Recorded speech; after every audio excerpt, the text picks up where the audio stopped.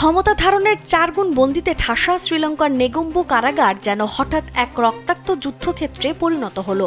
দুটি প্রতিদ্বন্দ্বী মাদক চক্রের বন্দীদের রাতভর চলা নৃশংস মারামারি, কাটা ও গুলির আঘাতে শেষ পর্যন্ত 7 জন রক্ষীসহ 26 জন নিহত হয়েছেন, এমনটাই নিশ্চিত করেছে সাপোর্ট দ্য গার্ডিয়ান তাদের প্রতিবেদনে।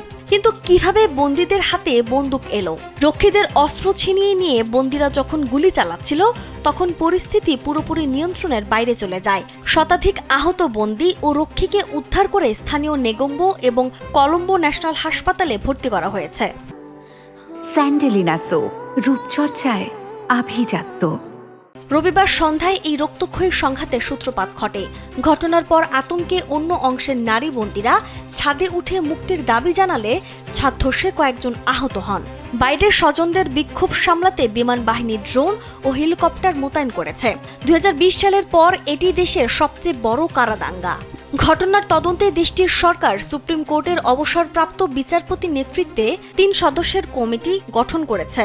ক্ষমতার চেয়েও 4 গুণ বেশি বন্দী থাকায় কারাগারগুলোতে এই চরম বিশৃঙ্খলা তৈরি হচ্ছে কিনা তা নিয়ে এখন বড় প্রশ্ন উঠছে।